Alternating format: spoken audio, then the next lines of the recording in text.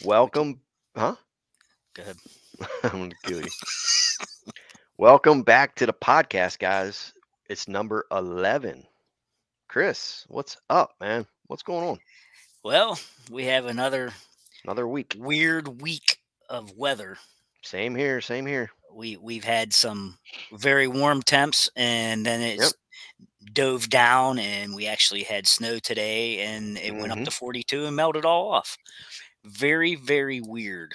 Yep. Yeah, we're way ahead of schedule here in Maryland. I went scouting Sunday on some public. Was it Saturday? Sunday on public land. It was a gorgeous day. It was 65 degrees. I mean, literally everything is blooming. Yeah. So pretty crazy stuff. So here's what I did over the weekend. What'd you do? Slept. I You slept all weekend. I wish. There's a fella I know out of Erie County, hmm and he is an official scorer Mm, for a club called Northeast Big Buck Club. okay. And he was in a local shop up here at Route 66, which Domain has a stand in there. Mm. They are a dealer for Domain seed, which was pretty cool. Was Mike there? No, nobody That's was un- there. that's unfortunate. Nobody was there from Domain there in Wisconsin. All right. So he had a scoring event at the store. So I went up. Well, first I texted him, told him I was going to be coming, and he said, bring something to score. And I wasn't hauling out a big mount with me, off the wall. So You don't have no mounts. I grabbed a Euro uh, from 2020, I think it was the year that I shot that, I believe. And I took it up, and he scored it unofficially. They have no deduction type policy, hmm all gross scoring.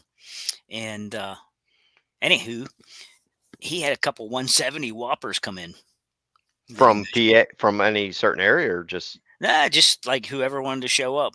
okay. But I mean, it was all PA. Yeah. A Yeah. lot of guys they're all pretty much local, coming to that local shop there. hmm They have everything, man. It's like a mini Cabela's there at that store. They Yeah. have a little bit of everything. It's pretty cool.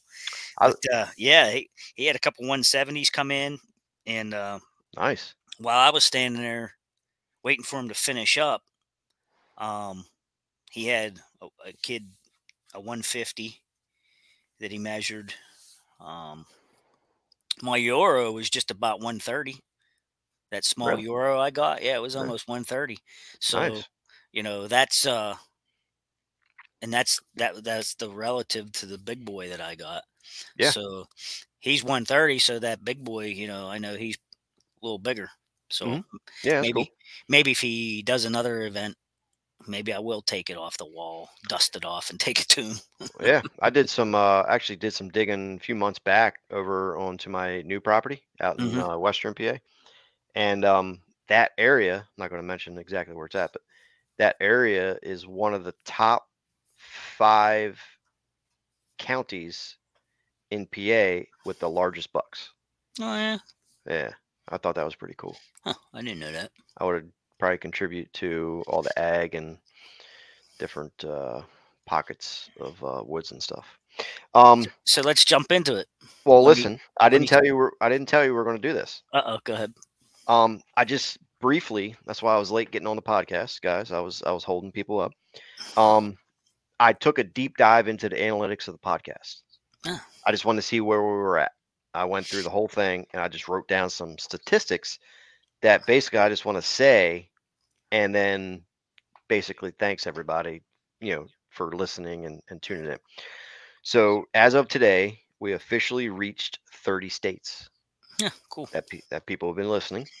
Nice. We've also hit Jamaica and Singapore. Why I don't know, but we're there. Okay. Um, the top states is PA, Texas, Michigan, Ohio, Maryland, and Kentucky. Wow. Top states. Um, Those are as some big of buck states too. yeah, as of 20 minutes ago, we have officially 5,376 downloads, Cool.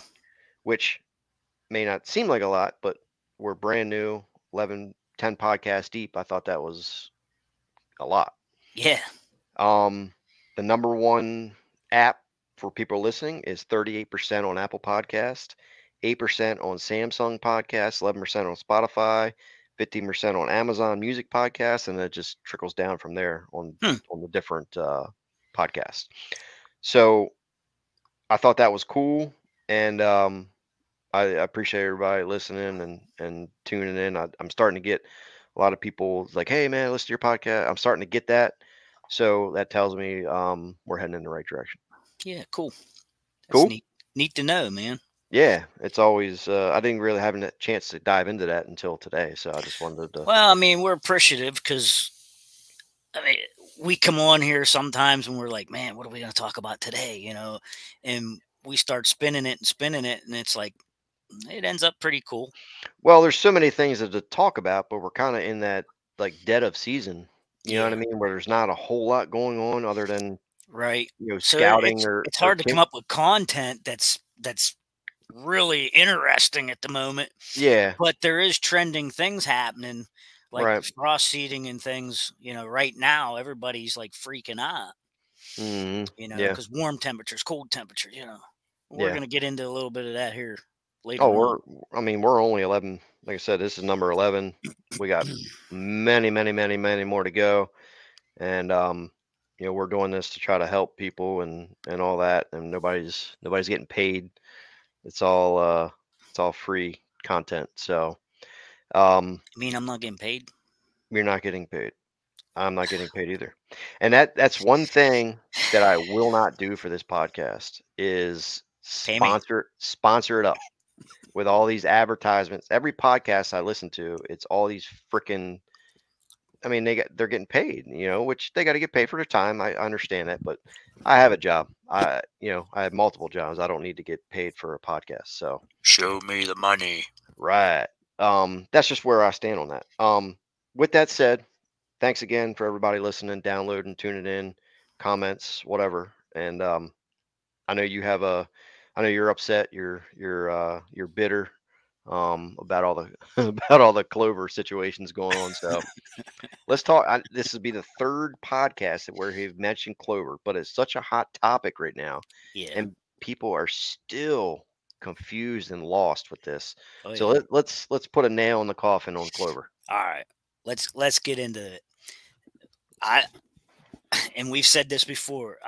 The hot button is I'm always looking on Facebook at stuff at Hmm. these forums, and these people uh they're freaking out right now because we got those couple of 70-degree days across the country, and everybody ran out and started flinging seed.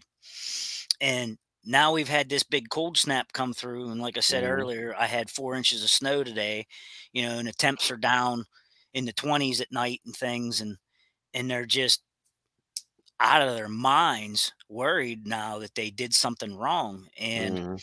uh, we were just talking about it before we came online here.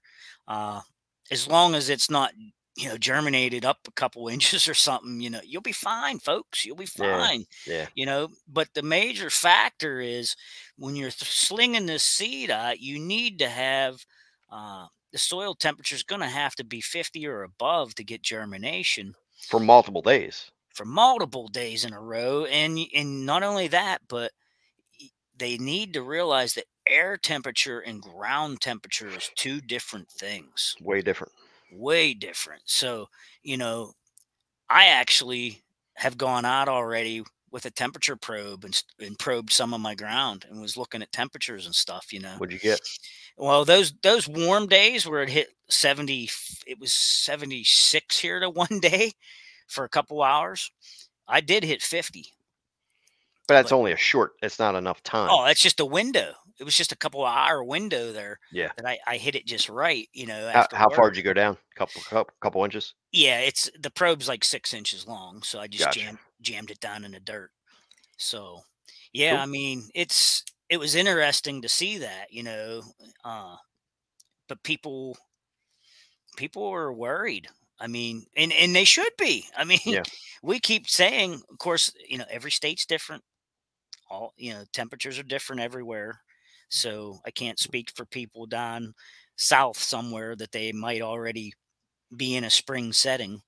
And well, But some of that area down south in Florida, you can't frost seed because you don't get frost. right, right. So, but yeah, um, I got 2 weeks and I'm frost seed. Gotcha. It's not too late at least in our area, here throughout the Northeast. You got plenty of time still. I mean, you're getting there. You know, it's you better start thinking about it the next 2 3 weeks. Um, but I've been getting at a lot too. Is people calling me or text me, email. Hey, is it too late? No, it's not too late. We are in uh, a situation this year where, at least where I'm like 3 to 4 weeks ahead of schedule as far as like things blooming. I mean, it's Yeah. been very, very warm. I went scouting on Sunday, public land, and everything is blooming. When I drive down the roads, all the maples, they're budding out, they're blooming. But with that, we're still getting frosts Oh at, yeah. at, at night. It's still cold. You do get the warm temps during the day, but that's the perfect time to actually frost seed. Doesn't Hmm. mean nothing's going to germinate because you got to have those warm temperatures, 50 plus soil temperatures for days. Plus, you have to have the actual moisture Yeah. to get that stuff to germinate. Hmm. Yeah. And I mean, around here, we're starting to see buds on trees and things. hmm Uh, we had a couple crocuses and tulips and things pop out of the ground. Was it a leek or a tulip? You remember that?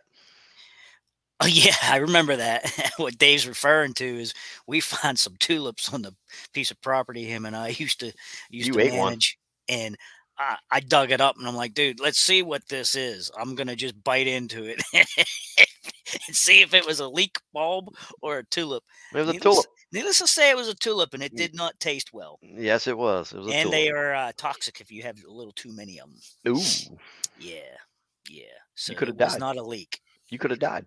I could have died, I would have but buried you right on that homestead. shut it. So I have some leeks popping up on my property. The wife has some tulips out front. Mhm, My mhm, parents have some crocuses popping. mm. Uh, yeah. I mean, other than that, though, there is no life being showed. And being that I live in the armpit of the world, I just never ever know what the weather's gonna. Something's gonna pop up on me. So I hold out till the end of March to frost seed. I Yeah, always do that. mhm. And because I know that I'm always going to get a freak week of weather that's going to be freezing or something, into early April. Well, in years past, I mean, from me hunting, just to give people a rough, like, estimate, like, all the clover we planted at the old farm, that was Central PA, right, considered? Yeah, be considered. Um, I mean, nothing there, like a perennial plot, the clover wouldn't start greening up in the spring until right around May 1st. You would start seeing clover coming in. By May 15th, May 20th, it was a lush clover because we turkey hunted over it. Yeah, But as far as actually planting clover, like a brand new plot, I mean, shoot, you plant say mid-May, 20th of May, you're not going to see that you ain't until seeing it. June, Yeah, mid-June. I mean, yeah, clover is slow to so start, slow. very Even slow. even the annuals are slow at first, Yeah, yeah. until they get some heat, and then they Mhm. then they just will explode later on. But Yeah, definitely. yeah, I mean, look at all the mornings you go out turkey hunting. You get up that early in the morning, and it's frosty. It's cold. It's cold, it's frosty, and that's all the way out into the middle of April, going into May. You Mhm. know, Yeah. I've actually turkey hunted in snowstorms before here where I'm at, and the biggest turkey I ever shot, I got soaked to the butt, you know, with a freak snowstorm, one of these wet ones. And then the sun came out and melted it all off. Everything was soaking wet, and the bird was soaking wet, but it was my biggest bird in Well, that snowstorm. me and you did skid steer work in the snow Yeah. and that was like mid-May. So it's Yeah. just like I said, it's state to state. It's gonna vary, but Yeah. It's weird. frost seeding, putting the nail in the literally is what it is. Frost seeding, freezing temps at night, highs during the day above freezing. It freeze thaws, freeze thaws, freeze thaws, and it just kind of helps suck the seed in the ground. Technically, you don't have to frost seed. It's Don't not have to. like you could literally go on bare soil when it's 70 degrees outside in Yeah. loose, not compacted soil, but like loose soil, frost like seed into that, you get some rain, it's going to germinate. Yeah. The whole frost seed method is just to help ensure that you get good germination because the freezing thawing helps to suck the seed into the soil. Yeah. Get the soil to seed contact. Yeah. Yeah. And the people that are asking, is it too late? Is it too late? What are you worried about? Hmm. You don't need frost. Nope. Yeah. Just wait. Just wait, and you can sling it out there. And you I you just brought up a good point, though. I want to expand on. always Like, got points. I just was reading. A guy said, "Oh, can I frost seed into a pasture?" You know, and I'm thinking, well, you could, but if it's not mowed short, if there's not exposed dirt, if it's compacted soil, you know, you might just be wasting your time. Hmm. You know, so it might be better to just wait to do that till you can just scratch the surface of the dirt Yeah. and then get good contact that way. Hmm. I mean, everybody's bent on this frost seeding right now. It's just such a hot topic. It is. Yeah. Yeah. We both have several videos on it on Hmm. YouTube too. So it's a cool thing to do. I mean, if it's done if it's done into the right soil situation, Yeah, you're not just doing it into a weedy yeah. You gotta area. get, gotta get all the debris off, and you gotta have Yeah. it short enough that the dirt's exposed. Right. You All right. know, So Clover's nail in the coffin. Hopefully people have that nailed down. we'll see. Um, I'm We'll tired see. of seeing you upset about Clover. It triggers me. So I want to talk about some trail cameras.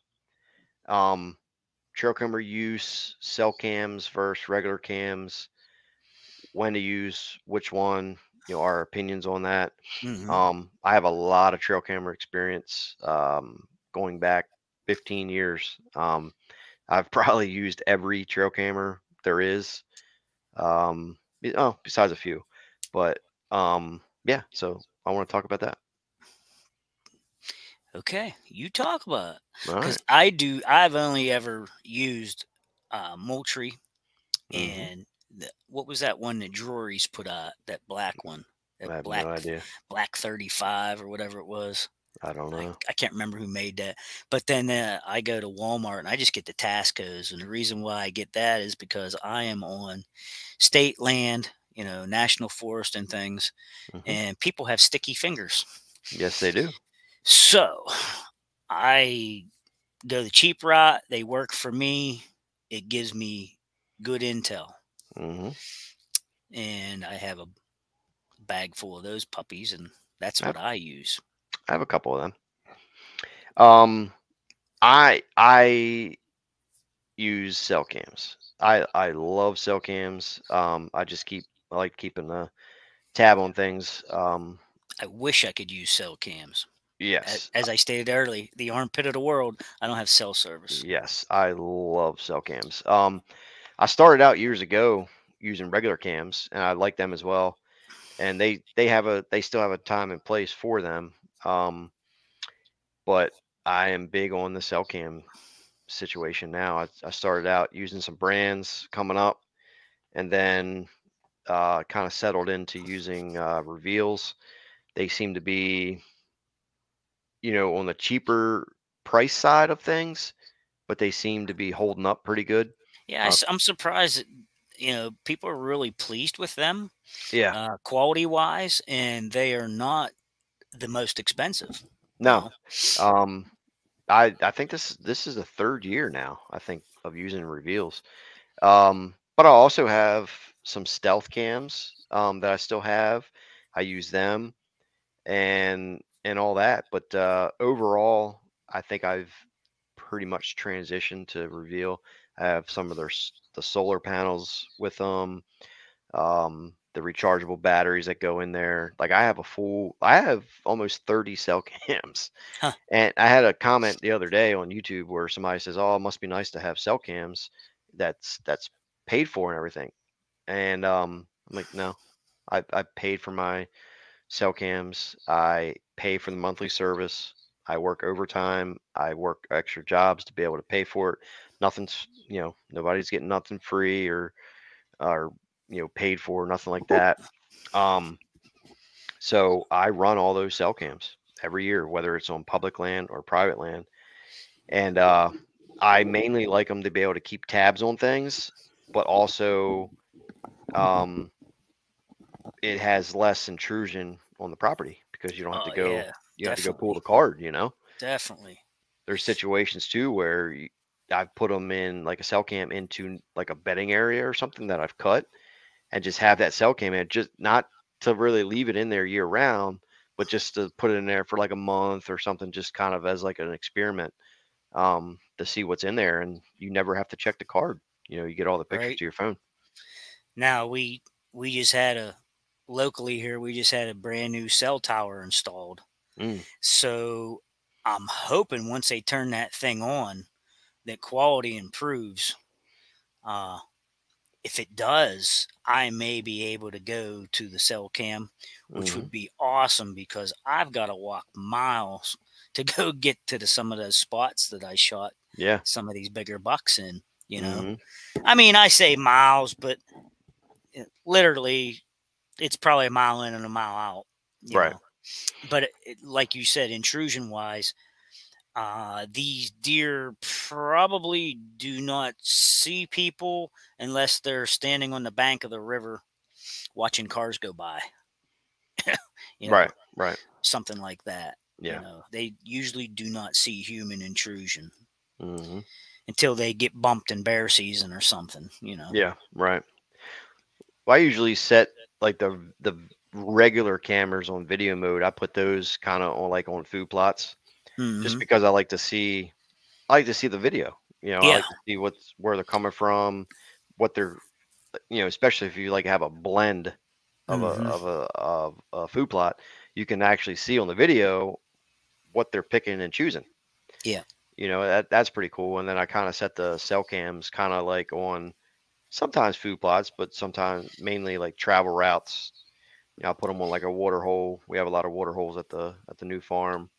Um, that's kind of how I like to use them. I like to set mine up in a way that I can catch their entrance towards me, Mm, which way mm, they approach. yep. I like to get the approach, and usually when I figure out the approach, I will put a mock scrape there, and I'll put it on video mode. Mm-hmm. I love videos of mock scrapes. Yeah, me too. If they come in and they're got their face up in there rubbing around, I just love that. Mm-hmm. And I use the Spy High mounting system, and I'm up above them, so you can get a really good idea of how wide they are and what points they have and everything. So I like to set them up on scrapes. Yeah, I like it too. I started mounting my cameras up higher. Um, I'll usually take like a stick section. I'll Hmm. strap it to the tree and I'll climb up the one stick and then mount my camera, face it Right. down, especially on public land. I Yeah. I'll mount I'll lift that stick up as high as I can to get 1 foot on it off the ground, Right. and then I'll climb to the very top of it, and I'll reach up as high as I can, and mount my cameras up that way and kind of angle them down, and I'll still wrap a Python cable around it because, Hmm. like you said, people have sticky fingers, and Oh it's yeah. it's upsetting. I don't know how many posts I see. Somebody Uh, stealing. yeah, stealing or just taking the cards out or doing something stupid. You Look know. what happened to me, trash bag thief. Yeah. Yeah. That freaking guy. That's a whole nother story. We should do a whole podcast on that. We You should. know that? We Yeah, should do that. yeah, Just just the whole story. yeah. We could fit that into a half hour. We should do that. We can do that. We should Yeah, do that. I'm gonna write that down. write it down because you'll forget. I will forget. Um, but yeah, that's kind of my strategy with cell cams. I like them. I love them. I want more of them. That's a song. I was just gonna say this. That's a song. The only thing is batteries. I go through some batteries. I started buying the batteries off of Amazon. I think it's the AC Delcos, I believe. But Yeah, it, they are. That's what I order for yep, mine too. it's 100 pack of batteries. Yeah. It's like $28. Mhm. So I'll order like 4 packs of them, 5 packs, and I'll have batteries for pretty much the whole, you know, whole season. Yeah, that's what I started doing too cuz it I just I just have those 6 cameras, but by the time you put 8 batteries in each one and Yeah. then, usually throughout the season I'll swap them right before hunting season, make sure they're fresh again so Mhm. I don't miss anything good Yeah. for sure. Let's uh let's talk about some camo situations. I know we're past hunting season, but I recently over the past 2 years have spent a fortune on new camo. Mm, Mainly because I get cold very easy. yeah. And I I've always had, you know, cheap camo growing up as a kid, and you know, nothing matched, not that it has to, but nothing matched. I was kind of buying pieces here, pieces there, and I got tired of being cold. I could never get warm. So last year I invested in First Light Camo. Mhm. I think last year I spent like $1,800 Oh on my. camo, and then this year I spent another 1,000. Wow. But I have a full set of early season, a full set of mid season, and a full set of late season, Hmm. with a full set of uh, base layers for mid season and a full set of base layers for late season. I invested in a heated vest, good gaiters and hats, and I'm telling you, it's the best camo that I have found. I don't get cold. I didn't get cold one time last year. Um, and I invested in heated socks Ah. because my feet have always been cold since I was started hunting like 14 years old. My feet would always get cold. Mhm. And I've tried different camo here, different camo. I've had Cabela's, I've had regular, just Walmart camo, and all that. And I did not get cold last year, Mm. or yeah, last year I did not get cold. Yeah, I never bought a complete set of stuff I before. I have never either until I've now. never had anything matching. I Nope. just I would just always go, get either real tree or break Hmm. up or mossy oak stuff. Um, Nope. I mix and match. I really do. That's how I was. I mean, the camo matches. It's the same pattern, Yeah. but it might be a mossy oak shirt Hmm. and a real tree pair of bibs or something. Yeah. But it's all the same color. The Yep. pattern. Yep. And I do okay. I do okay keeping warm, except for fingertips, Mm. toes. Hmm. So hand wise, I don't know. I was thinking about maybe trying some of those warmers, the USB warmer ones you Electric can gloves. ones you can recharge. Oh yeah, yeah, yeah, Yeah, they're like an egg shape, like this mouse sort of yeah. kind, and you can Hmm. you can plug them in and just slip it in your pocket. I was Yeah. thinking about trying that. I don't know. I don't know if that would be any good or not, but I yeah, those use. disposable Yep. things that you buy, I use them a lot. I use the hand muff. Yeah, I got one of them too. I've always had hand muffs, and I just throw like two or three the Hand warmers. reusable Yeah, or throwaway hand warmers, yeah. and then I wear fingerless gloves, Hmm. and I just kind of keep my hands in there. That's kind of how I keep my hands warm. Yeah, I don't like my fingers covered. I don't either. Uh, in archery, if I wear a glove, they're fingerless. Yeah. Um, even in late season, rifle and all that. I have a pair of those mittens that fold back and I do too. magnet to Yeah. the back. I mean, and when my hands are cold, yeah, I flip them up and I have my hands in them. Hmm. But when you flip them back, they're fingerless, but the thumbs were always Yes. a whole thumb. Well, I slit the pad on the thumbs. Hmm. So now I can fold them back just like the mitten does. I Yep. fold the thumb back because, that's my safety, and holding on to stuff. You got to have that dexterity. Hmm. And I wasn't having it. So I went ahead and cut the thumbs off too.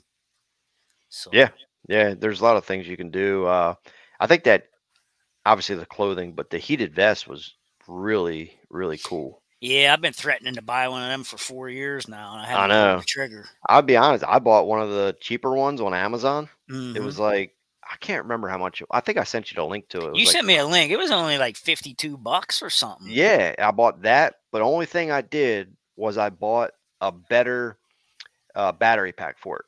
I Okay. think the one that it recommends was like a 10,000 one.